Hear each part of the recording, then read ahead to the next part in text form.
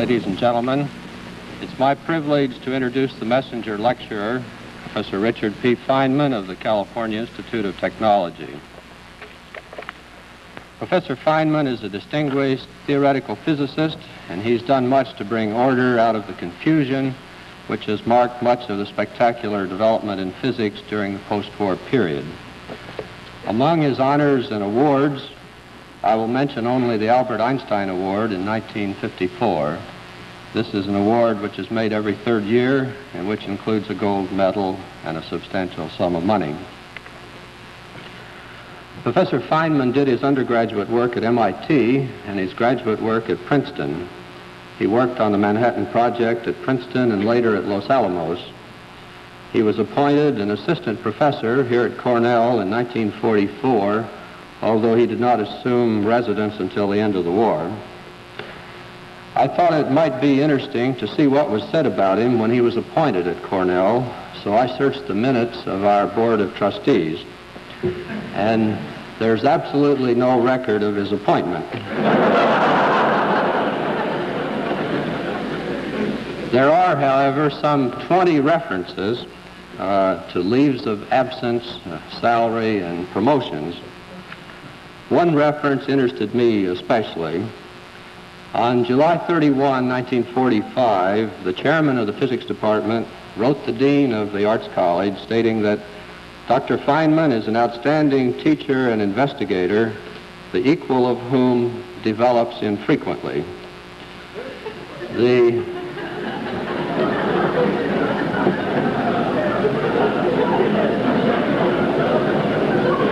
chairman suggested that an annual salary of $3,000 was a bit too low for a distinguished faculty member and recommended that Professor Feynman's salary be increased $900. The dean, in an act of unusual generosity and with complete disregard for the solvency of the university, crossed out the $900 and made it an even $1,000. You can see that we thought highly of Professor Feynman even then. Feynman took up residence here at the end of 1945 and spent 5 highly productive years on our faculty. He left Cornell in 1950 and went to Caltech, where he has been ever since. Before I let him talk, I want to tell you just a little bit more about him. 3 or 4 years ago, he started teaching a beginning physics course at Caltech, and the result has added a new dimension to his fame. His lectures are now published in 2 volumes, and they represent a refreshing approach to the subject. In the preface of the published lectures, there's a picture of Feynman performing happily on the bongo drums. My Caltech friends tell me that he sometimes drops in on the Los Angeles night spots and takes over the work of the drummer, but Professor Feynman tells me that that's not so. Another of his specialties is safe cracking. One legend says that he once opened a locked safe in a secret establishment, removed a secret document, and left a note saying, "Guess who?" I could tell you about the time that he learned Spanish before he went to give a series of lectures in Brazil, but I won't.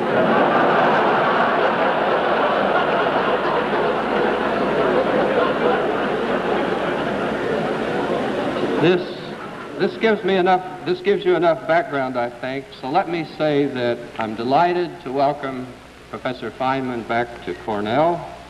His general topic is the nature of physical law, and his topic for tonight is the law of gravitation, an example of physical law. Professor Feynman.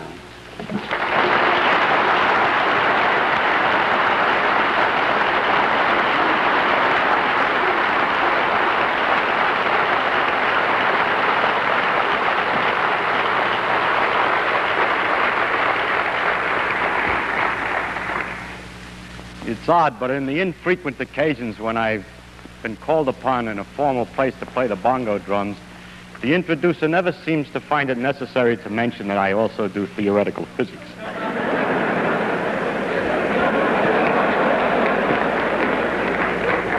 I believe that's probably that we respect the arts more than the sciences. The artists of the Renaissance said that man's main concern should be for man. And yet, there are some other things of interest in the world. Even the artists appreciate sunsets and the ocean waves and the march of the stars across the heavens. And there is some reason then to talk of other things sometimes. As we look into these things, we get an aesthetic pleasure from them directly on observation. But there's also a rhythm and a pattern between the phenomena of nature, which isn't apparent to the eye, but only to the eye of analysis. And it's these rhythms and patterns which we call physical laws. What I want to talk about in this series of lectures is the general characteristics of these physical laws. That's even another level, if you will, of higher generality over the laws themselves. And it's really, what I'm talking about is nature as seen as a result of detailed analysis. But only the most overall general qualities of nature is what I mainly wish to speak about. Now, such a topic has a tendency to become too philosophical because it becomes so general that a person talks in such generalities that everybody can understand him, and it's considered to be some deep philosophy. However, I would like to be rather more special, and I would like to be understood in an honest way rather than in a vague way to some extent. And so, if you don't mind, I'm going to try to give, instead of only the generalities, in this first lecture, an example of physical law, so that you have at least one example of the things about which I am speaking generally. In this way, I can use this example again and again to give an instance to make a reality out of something which would otherwise be too abstract. Now, I've chosen for my special example of physical law to tell you about the theory of gravitation, or the phenomena of gravity. Why I chose gravity, I don't know. Whatever I chose, you would have asked the same question. Actually, it was one of the first great laws to be discovered, and it has an interesting history. You might say, yes, but then it's old hat. I would like to hear something about science, more modern science. More recent, perhaps, but not more modern. Modern science is exactly in the same tradition as the discoveries of the law of gravitation. It is only more recent discoveries that we would be talking about. And so I do not feel at all bad about telling you of the law of gravitation, because I am, in describing its history and the methods, the character of its discovery and its quality, talking about modern science, completely modern. This law has been called the greatest generalization achieved by the human mind. And you can get already from my introduction, I'm more interested not so much in the human mind as in the marvel of nature who can obey such an elegant and simple law as this law of gravitation. So our main concentration will not be on how clever we are to have found it all out, but on how clever she is to pay attention to it.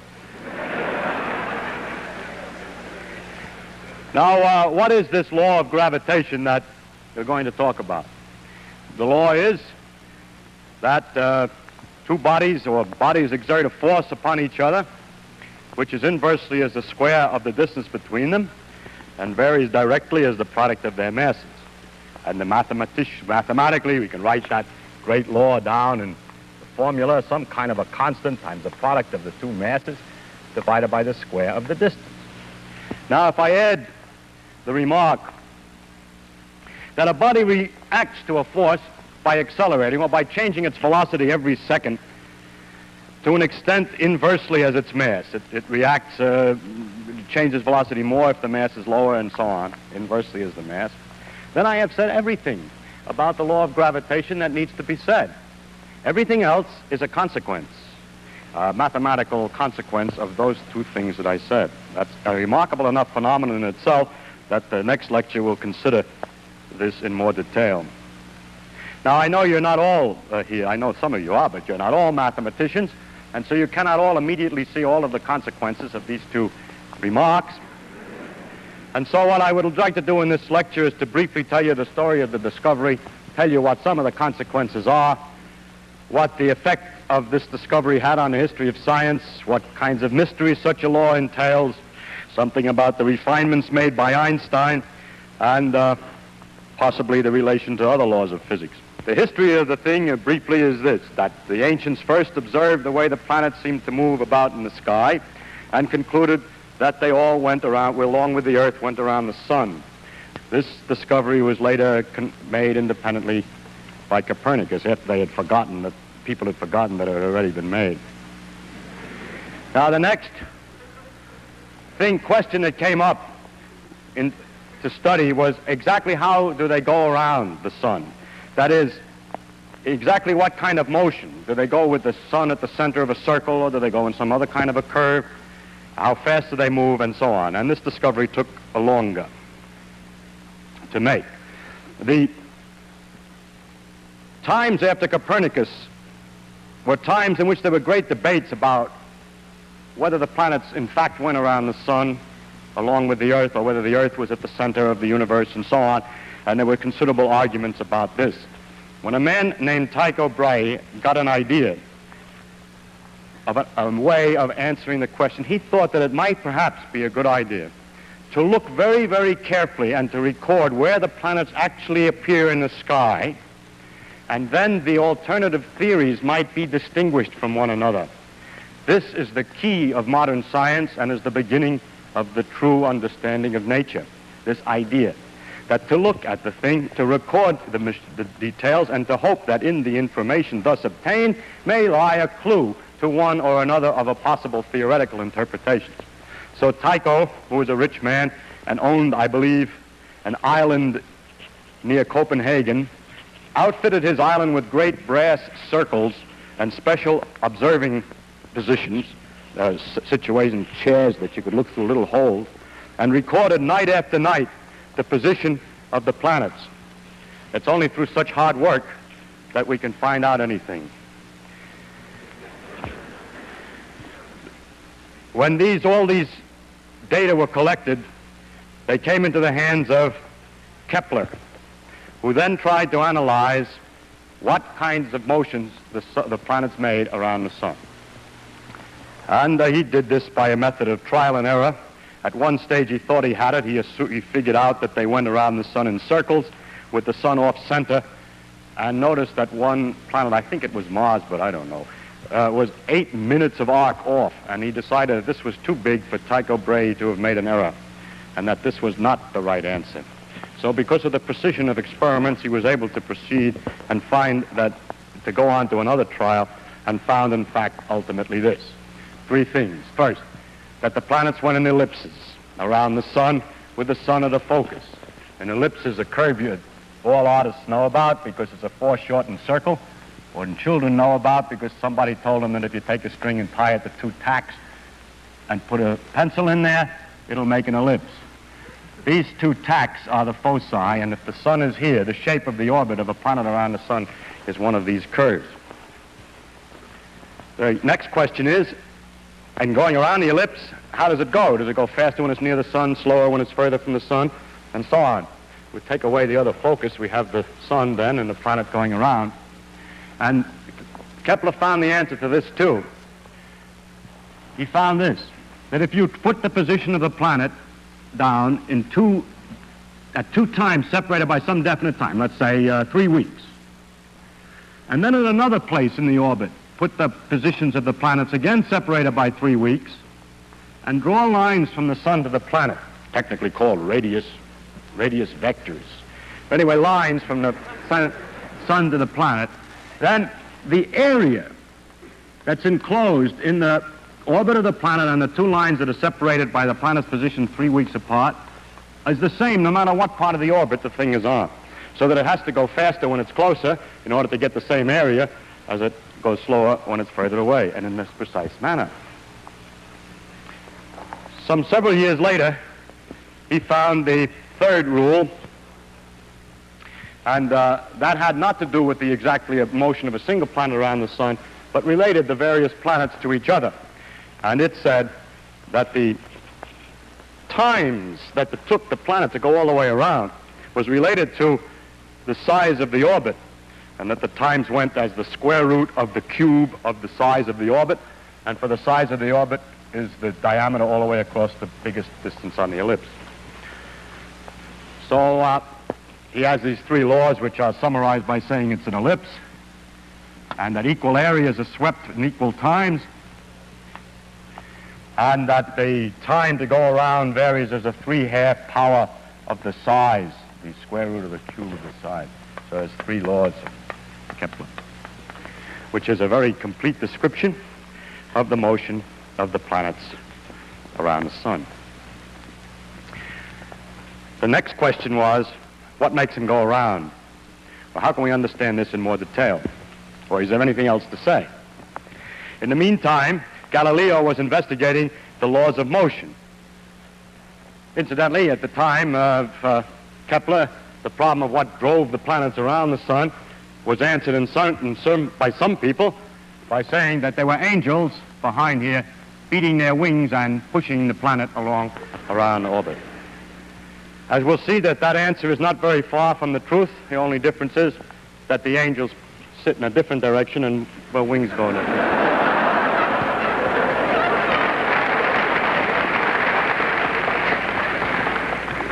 But the point that the angels sit in a different direction is the one that I must now come to.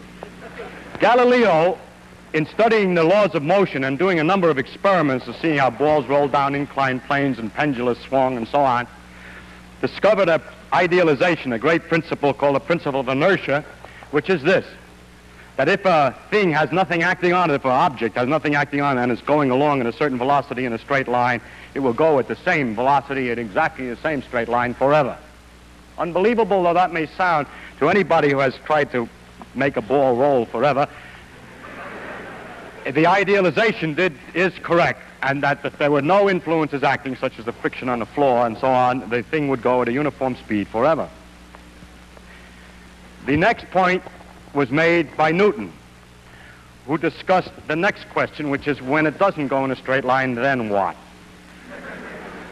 And he answered this way, that a force is needed to change the velocity in any manner. First, for instance, if you're pushing it in a direction that it moves, it will speed up.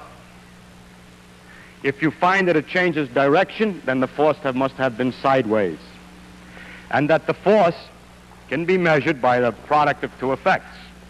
First, how much does the velocity change in a small interval of time? How fast is the velocity changing? How much is it accelerating in this direction, or how much is the velocity changing when it changes direction? That's called the acceleration. And when that's multiplied by a coefficient called the mass of an object, or its inertia coefficient, then that together is a force. One can measure for instance, if one has a stone on the end of a string and swings it in a circle over his head, then one can measure, when one finds one has to pull, the reason is that the speed of the velocity, the speed is not changing as it goes around the circle, but it's changing its direction, so there must be perpetually an in-pulling force, and this is proportional to the mass, so that if we were to take two different objects, first swing one, and then swing another one at the same speed around the head and measure the force in the second one, that second one, the new force is bigger than the other force in the proportion that the masses are different. This is a way of measuring the masses, by how hard it is to change the speed. Now, then Newton saw from this that, for instance, to take a simple example, if a planet is going in a circle around the sun, no force is needed to make it go sideways tangentially. If there were no force at all on it, it would have just keep coasting this way. But actually, the planet doesn't keep coasting this way, but finds itself later not out here where it would go if there were no force at all, but further down toward the sun. In other words, its velocity, its motion, has been deflected toward the sun. So what the angels have to do is to beat their wings in toward the sun all the time, that the motion to keep it going in a straight line has no known reason. The reason why things coast forever has never been found out.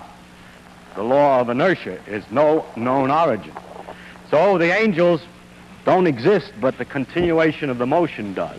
But in order to obtain the falling operation, we do need a force. So it became apparent that the origin of that the force was toward the sun. As a matter of fact, Newton was able to demonstrate that the statement that equal areas are swept in equal times was a direct consequence of the simple idea that all of the changes in velocity are directed exactly to the sun, even in the elliptical case. And maybe I'll have time next time to show you how that works in detail. So from this law, he would confirm the idea that the force is toward the sun. And from knowing how the periods of the different planets vary with the distance away from the sun, it's possible to determine how that force must weaken at different distances, and he was able to determine that the force must vary inversely as the square of the distance. Now, so far, he hasn't said anything. Yes, because he only said two things which Kepler said in a different language. One is exactly equivalent to the statement that the force is toward the sun, and the other is exactly equivalent to the statement that the law is inversely as the square of the distance. But people had seen in telescopes the Jupiter's satellites going around Jupiter, and it looked like a little solar system. So the satellites were attracted to Jupiter. And the moon is attracted to the Earth, and this goes around the Earth, is attracted the same way. So it looks like everything's attracted to everything else. And so the next statement was to generalize this and to say that every object attracts every other object. If so, the Earth must be pulling on the moon, just as the sun pulls on the planet. But it's known that the Earth pulls on things because you're all sitting tightly in your seats in spite of your desires to float out of the hall at this time. The pull for objects on the Earth was well known in the phenomenon of gravitation. And it was Newton's idea then that maybe the gravitation which held the moon in the orbit also applied, was the same gravitation that pulled the objects toward the Earth. Now, it is easy to figure out how far the moon falls in 1 second. Because if it went in a straight line, you know the size of the orbit, you know it takes a month to go around, and if you figure out how far it goes in 1 second, you can figure out how far the circle of the moon's orbit has fallen below the straight line that it would have been in if it didn't go the way it does go. And this distance is 1/20th of an inch. Now, the moon is 60 times as far away from the Earth's center than we are. We're 4,000 miles away from the center, and the moon is 240,000 miles away from the center. So if the law of inverse square is right, an object at the Earth's surface should fall in 1 second by 1/20th of an inch times 3,600, being the square of 60, because the force has been weakened by 60 times 60 for the inverse square law in getting out there to the moon. And if you multiply a 20th of an inch by 3,600, you get about 16 feet. And lo, it is known already from Galileo's measurements that things fell in 1 second on the Earth's surface by 16 feet. So this meant, you see, that he was on the right track. There was no going back now. Because a new fact that was completely independent previously, which is the period of the moon's orbit and its distance from the Earth, was connected to another fact, which is how long it takes something to fall in 1 second. So this was a dramatic test that everything's all right. Further, he had a lot of other predictions. He was able to calculate what the shape of the orbit should be if the law were the inverse square, and found indeed that it was an ellipse. So he got 3 for 2, as it were. In addition, a number of new phenomena had their obvious explanations. One was the tides. The tides were due to the pull of the moon on the Earth.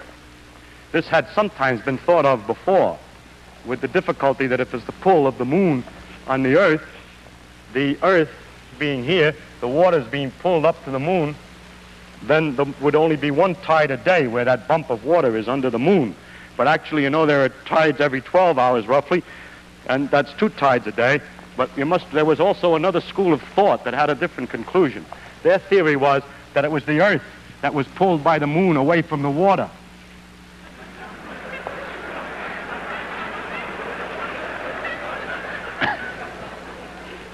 So actually, Newton was the first one to realize what actually was going on, that the force of the moon on the Earth and on the water is the same at the same distance and that the water here is closer to the moon, and the water here is further from the moon than the Earth, than the rigid Earth, so that the water is pulled more toward the moon here, and here is less toward the moon than the Earth, so that it's a combination of those two pictures that makes it double tide. Actually, the Earth does the same trick as the moon. It goes around a circle, really. I mean, the force of the moon on the Earth is balanced, but by what? By the fact that just like the moon goes in a circle to balance the Earth's force, the Earth is also going in a circle. Actually, the center of the circle is somewhere inside the Earth. It's also going in a circle to balance the moon. So the two of them go around a common center here. And if you wish, this water is thrown off by centrifugal force more than the Earth is, and this water is attracted more than the average of the Earth.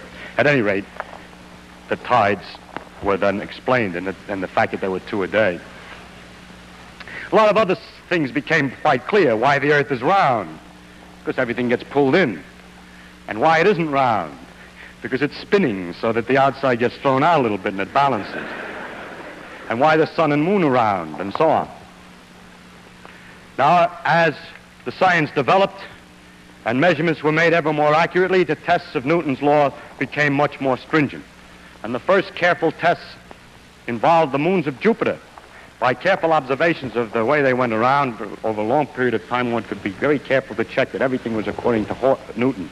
And turned out not to be the case. The moons of Jupiter appeared to be first get sometimes to 8 minutes ahead of time and sometimes 8 minutes behind schedule, where schedule is the calculated values according to Newton's laws. It was noticed that they were ahead of schedule when they were close, when Jupiter was close to the Earth, and behind schedule when it was far away, a rather odd circumstance.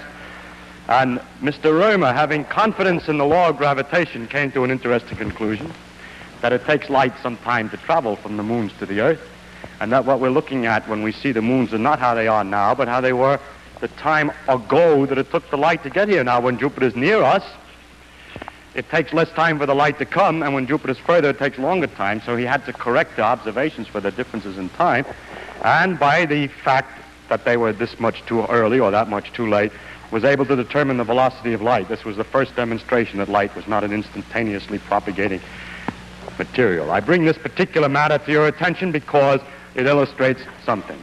That when a law is right, it can be used to find another one. That by having confidence in this law, if something is the matter, it suggests perhaps some other phenomenon. And if we had not known the law of gravitation, we would have taken much longer to find the speed of light, because we would not have known what to expect of Jupiter's satellites. This process has developed into an avalanche of discoveries. Each new discovery permits the tools for much more discovery, and this is the beginning of that avalanche, which has gone on now for 400 years in a continuous process, and we're still avalanching along at high speed at this time.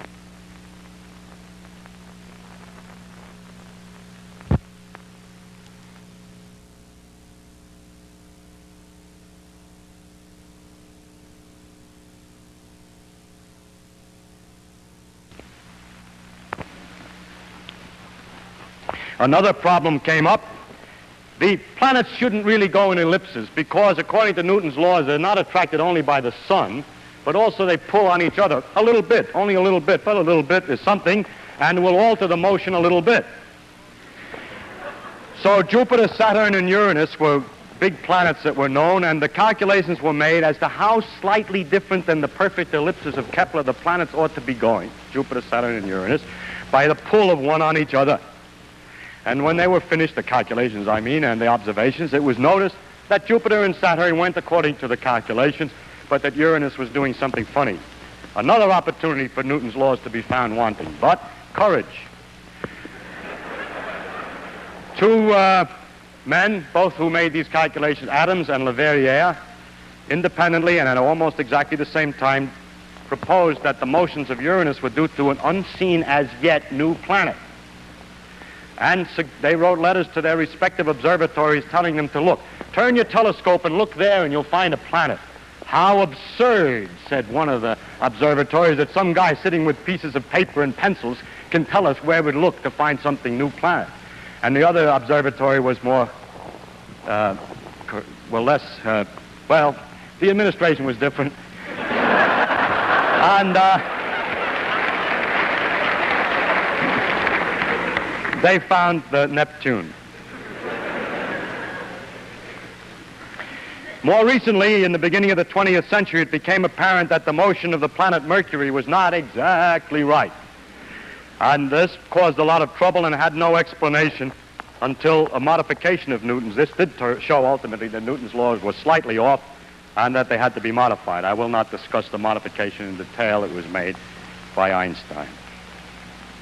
Now the question is, how far does this law extend? Does it extend outside the solar system? And so I show on the first slide evidence that the law of gravitation is on a wider scale than just the solar system.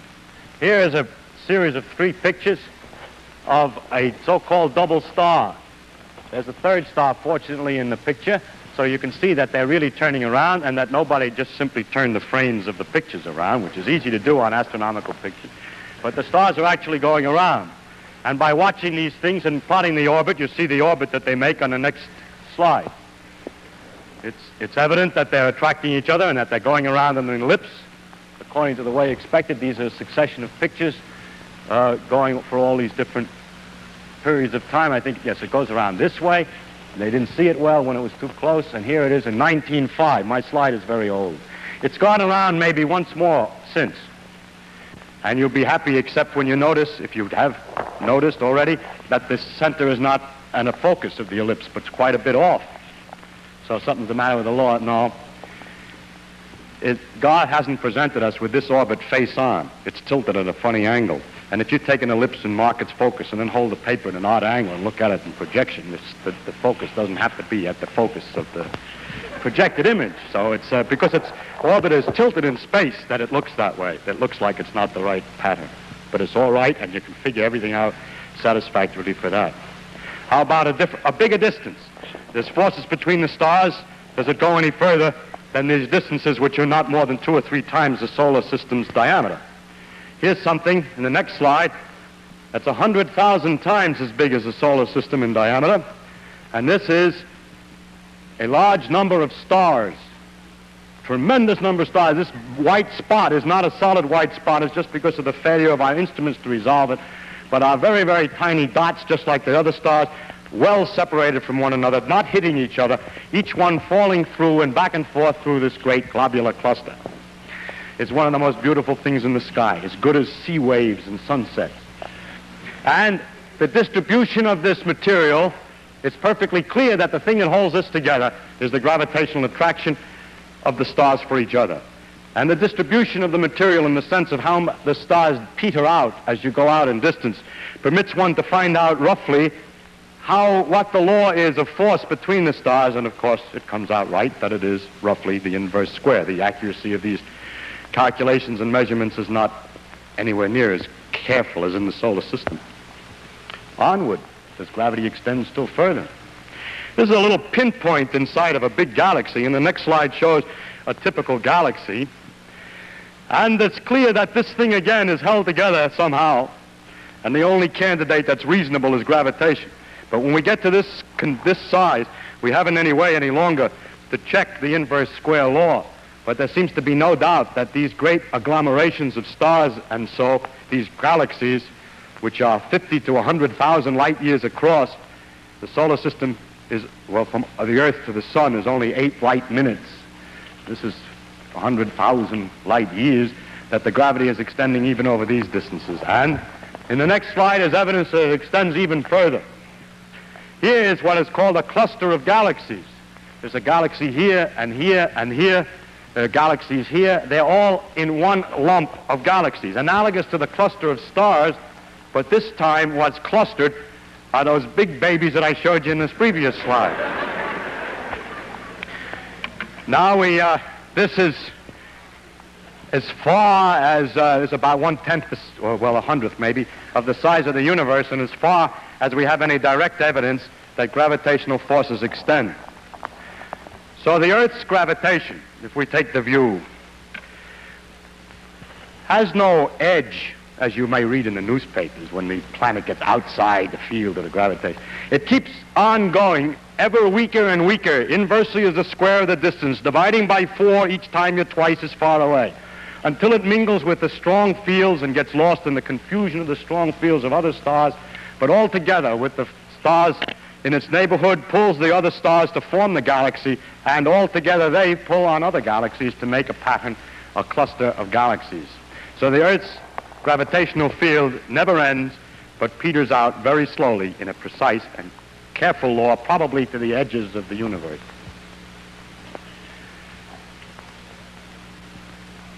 The law of gravitation is different than many of the other, well, is very important in the economy or in the machinery of the universe. There are many places where gravity has its practical applications as far as the universe is concerned. But atypically, among all the other laws of physics, gravitation has relatively few practical applications. I mean, the new knowledge of the law, it has a lot of applications. It keeps people in their seats and so on. But it has few, the knowledge of the law has few practical applications, relatively speaking, compared to the other laws. This is one case in which I picked an atypical example. It is impossible, by the way, by picking one example of anything, to avoid picking one which is atypical in some sense. That's the wonder of the world. The only applications I could think of were first in some geophysical prospecting, in predicting the tides, nowadays, more modernly, in working out the motions of the satellites and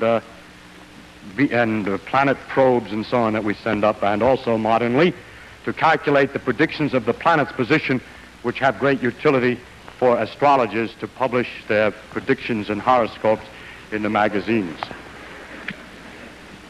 That's the strange world we live in, that all the advances in understanding are used only to continue the nonsense which has existed for 2,000 years.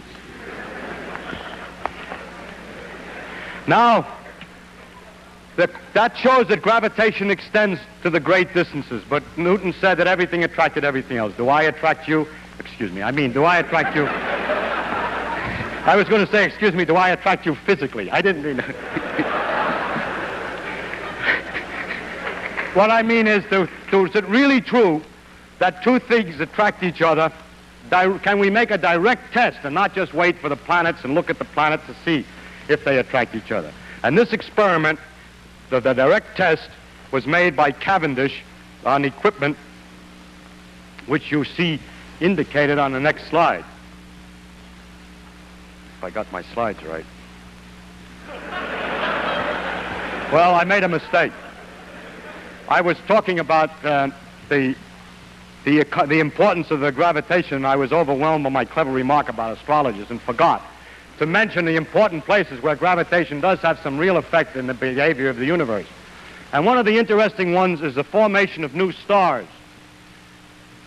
In this picture, which is a gaseous nebula inside our own galaxy, and there's not a lot of stars, but it's gas, there are places where the gas has been compressed or attracted to itself here.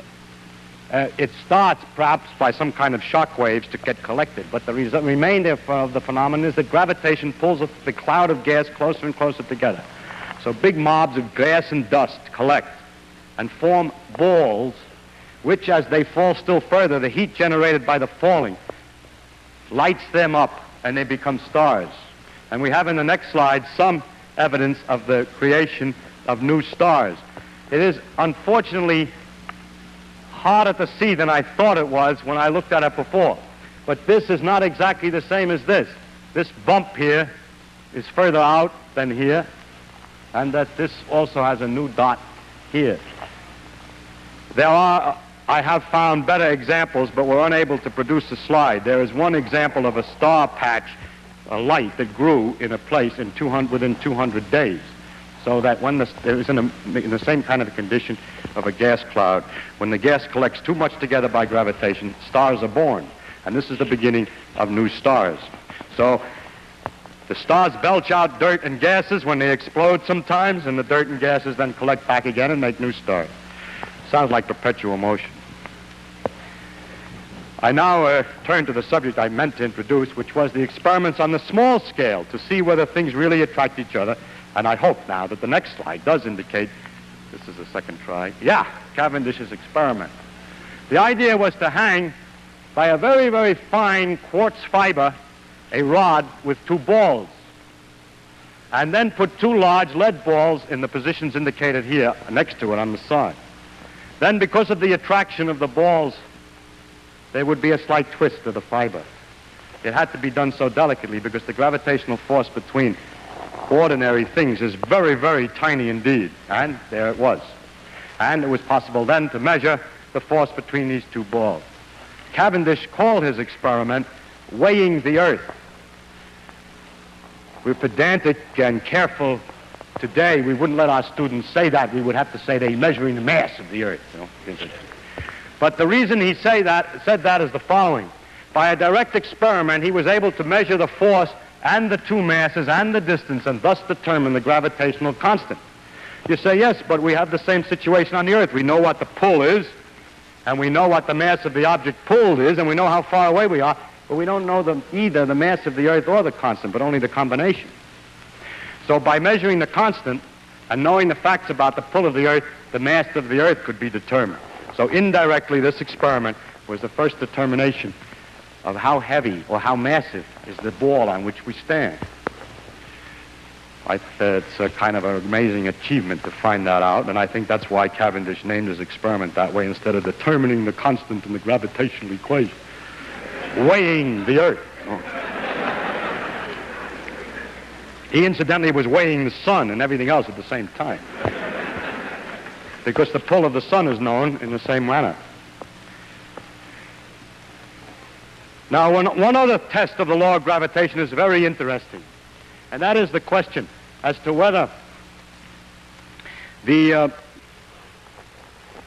pull is exactly proportional to the mass. If the pull is exactly proportional to the mass and the reaction to forces, the motions induced by forces, the changes in velocity, are inversely proportional to the mass, that means that two objects of different mass will change their velocity in the same manner in a gravitational field. Or two different things, no matter what their mass, in a vacuum, will fall the same way toward the Earth. That's Galileo's old experiment from the Leaning Tower. I took my young son of 2.5 to the Leaning Tower of Pisa, and now every time a guest comes, he says, Leaning Tower. So, anyhow, it means, for example, that in a satellite, a man-made satellite, an object inside will go around the Earth in the same kind of an orbit as a satellite on the outside and thus float in the middle, apparently.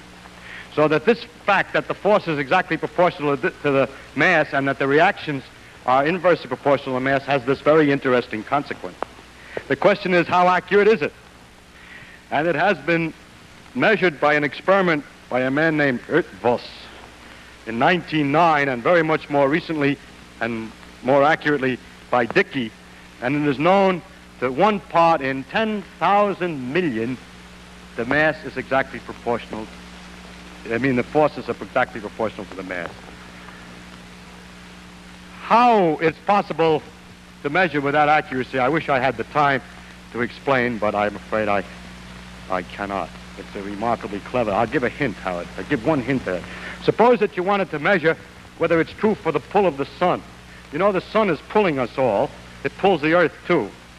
But suppose you wanted to know whether you had a piece of lead here and a piece of copper here, or polyethylene and lead. It was first done with sandalwood. Now it's done with polyethylene. Whether the pull is exactly proportional to the inertia. The Earth is going around the sun, so these things are thrown out by inertia, and they're thrown out to the extent that these two objects have inertia. But they're attracted to the sun to the extent that they have mass in the attraction law.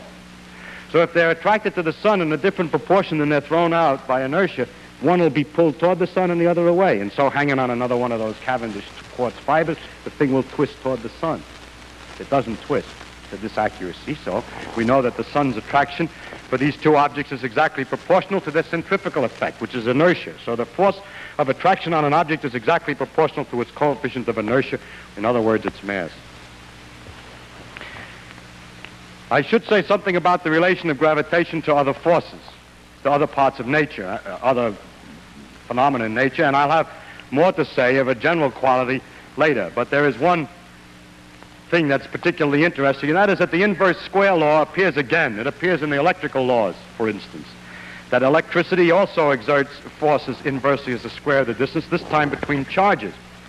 And one thinks perhaps inverse square of the distance has some deep significance. Maybe gravity and electricity are different aspects of the same thing. No one has ever succeeded in making gravity and electricity different aspects of the same thing. Today, our theories of physics, the laws of physics, are a multitude of different parts and pieces that don't fit together very well. We don't understand the one exactly in terms of the other. We don't have one structure from which all is deduced.